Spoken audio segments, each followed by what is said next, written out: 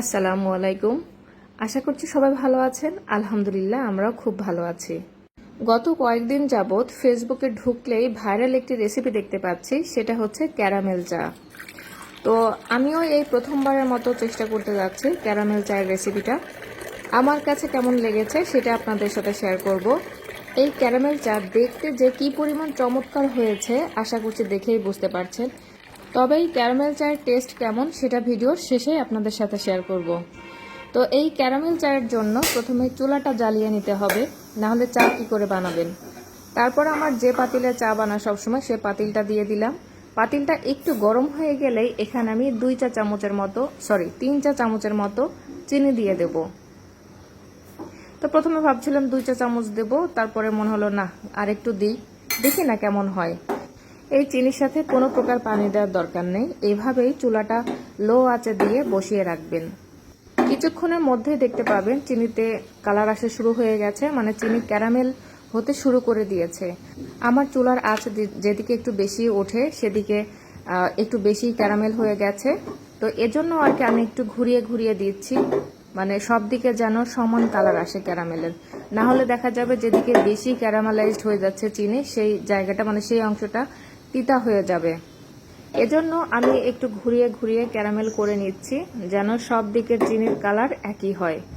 তো ক্যারামেল দেখতে পাচ্ছেন চিনি কিন্তু সম্পূর্ণ গলে গিয়েছে, এখন শুধু কালার আসছে।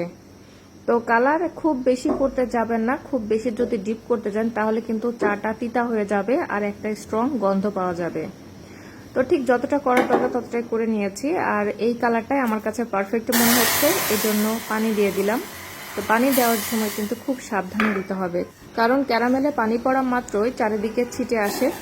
তো আমি যে কাপে চা খাবো মানে চা বানাবো সেই কাপের 2 কাপ মতো পানি দিয়ে দিলাম, আর এই আধা কাপ নিয়ে নিচ্ছি। এদিকে ক্যারামেলার পানি গরম হতে থাকুক, আর এদিকে যে আধা কাপ এক্সট্রা পানি নিয়েছি সেই পানির মধ্যে গুঁড়া দুধ দিয়ে দিচ্ছি।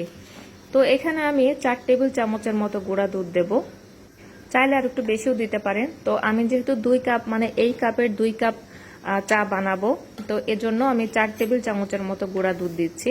লাগলে পরে অ্যাড করে নেওয়া যাবে, আপাতত 4 টেবিল চামচের মতোই দিচ্ছি। তো দুধটা ভালো মতো গুলিয়ে নেওয়া হয়ে গেছে। আর চা বানাতে গেলে আমার যেটা বদভ্যাস, একবার মুখে দিতে হবে, 1 চামচ মুখে দেওয়াই লাগবে। আমার কাছে কিন্তু ভীষণ ভালো লাগে এই গুঁড়া দুধ খেতে, এমনি এমনি ছোটবেলাকার বদভ্যাস বলতে পারেন এটা আমার। তো এদিকে ক্যারামেল আর পানিটা ভালো মতো ফুটে গিয়েছে, আর যে দুধটা গুলিয়ে রেখেছিলাম সেটা দিয়ে দিলাম। তো শেষে কাপের তলানিতে যে গুঁড়া দুধটা রয়ে গেছে সেটা কিন্তু আর চায়ের মধ্যে দেব না, সেটা আমার মুখের মধ্যে দেব, কারণ এটা চায়ের মধ্যে দেব এই ধৈর্য আমার মধ্যে নাই, মানে সহ্য আমার মধ্যে হবে না। তো দেখতে পাচ্ছেন অলরেডি কিন্তু চায়ের কালার চলে এসেছে, এটা ক্যারামেলের জন্য এসেছে। গুঁড়া দুধ যদি সরাসরি এভাবে পাতিলের মধ্যে দিয়ে দেন, চায়ের পাতিলের মধ্যে, তাহলে কিন্তু অনেক সময় সাদা সাদা এক ছানা ছানা ভাব হয়ে যায়। তো এজন্য আমি সবসময় অল্প একটু পানি দিয়ে গুলিয়ে নিয়ে তারপরে হচ্ছে চায়ের মধ্যে দিই, এতে করে ওই সমস্যাটার হয় না। তো এই ক্যারামেল পানিটা যখন ভালো মতো ফুটে যাবে তখন এখানে 3 চা চামচের মতো চা পাতা দিয়ে দিচ্ছি। আমি 2 কাপ চায়ের জন্য 3 চা চামচ চা পাতা দিচ্ছি। তো আমি একটু কড়া লিকার খেতেই বেশি পছন্দ করি। নর্মালি 2 চা মানে আমি যে কাপের পানি দিয়েছি সেই কাপের হচ্ছে 2 কাপ পানির জন্য 2 কাপ চায়ের জন্য 2 চা চামচ চা পাতাই যথেষ্ট। আমি একটু কড়া খাবো এজন্যই হচ্ছে 1 চামচ বেশি দিয়েছি।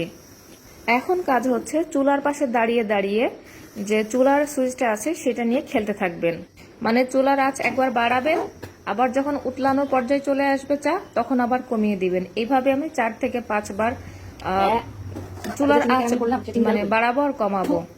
এই ক্যারামেল চাতে কিন্তু চিনির পরিমাণটা একটু বেশি লাগবে, এজন্য যারা ডায়াবেটিস রোগী তারা কিন্তু একদমই মুখে দিতে যাবেন না এই ক্যারামেল চা। ক্যারামেল করার পরেও আমি টেস্ট করে দেখলাম একদমই চিনি লাগছে না। তো জানি না কেন লাগছে না, ক্যারামেল তো চিনি দিয়েই করেছিলাম, তারপরেও চিনি লাগবে। তো এখানে আমি 3 চা চামচের মতো চিনি দিচ্ছি, মানে আগে 3 চা চামচ চিনি দিয়ে ক্যারামেল করে নিয়েছি, তারপরে 2 কাপ চায়ের জন্য আরও 3 চা চামচ চিনি দিয়ে দিলাম। এরপরেই হচ্ছে আমার চাটা মিডিয়াম মিষ্টত্ব হয়েছে। তো বুঝতেই পারছেন কি পরিমাণ চিনি লাগবে এই ক্যারামেল চায়ে। চায়ের কালারটা যেমন সুন্দর হয়েছে, চাটাও অনেক বেশি গাঢ় হয়েছে, মানে ঘন হয়েছে দেখতে পাচ্ছেন। তো আমার কাছে বেশ ভালোই লাগছে, মানে এতক্ষণ পর্যন্ত ভালোই লাগছে। এখন ছেঁকে নিয়ে আমি কাপে পরিবেশন করে দেখাচ্ছি। তো চা ছেঁকে নিয়ে, মানে অন্য পাত্রে ছেঁকে নিয়ে যদি এইভাবে একটু উঁচু করে ঢালতে থাকেন তাহলে কিন্তু এরকম ফেনার সৃষ্টি হবে। আর আমার কাছে এরকম ফেনাযুক্ত চা খেতে খুবই ভালো লাগে। তো আশা করছি দেখেই বুঝতে পারছেন চাটা দেখতে কত সুন্দর হয়েছে।